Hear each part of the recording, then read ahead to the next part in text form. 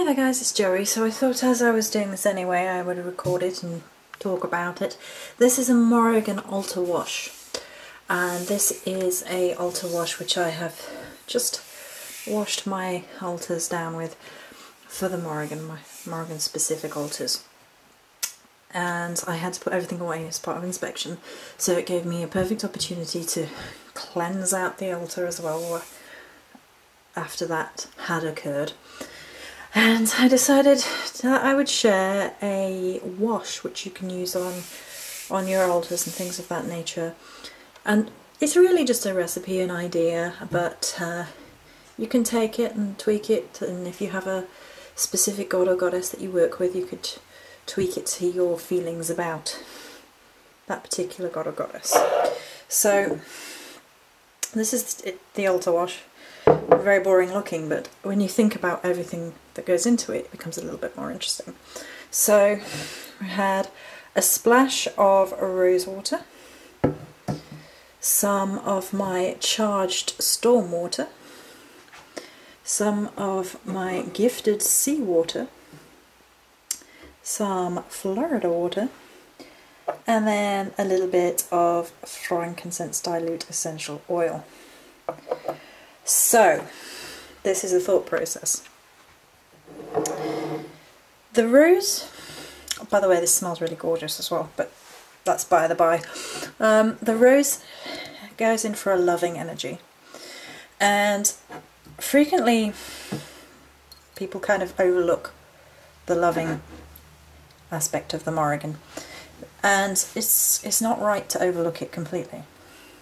It's worth noting that her love is strong and strength, and she's a lioness to her cubs. She's, you know, encouraging, but she's also a lover, and a mother, and that sexual element. And I personally associate rose and the smell of rose with the mother and Mecha specifically, but to me it's more of a coming into your own womanhood type energy to it, particularly in this wash. So rose water for that, and you know, for the loving energies of me to my goddess. So then of course we have, this is my stormwater. I already have a whole video on the properties of stormwater. This one is of being imbued, of course, with obsidian. So this is for her, I guess, stormy side. This is for the crackle, the thunder, the willpower, the change that she brings, the strength, the force of will. Also, both of course are very cleansing and purifying. They all are.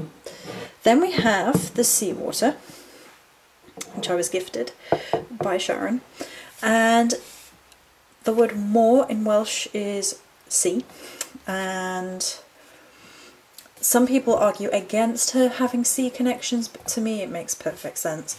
The sea and the ocean being personal transformation, life, death and rebirth, and the hidden mysteries, the deep primal energies of the sea. It makes perfect sense to me. So there we go. Florida water, long mystical history of being used for cleansing spaces and purifying. It's just fantastic. I have a massive bottle, as you can see.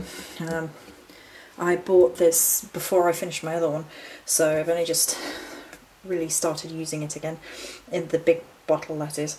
And I liked the history of magic behind it in order to pop it in with the Morrigan.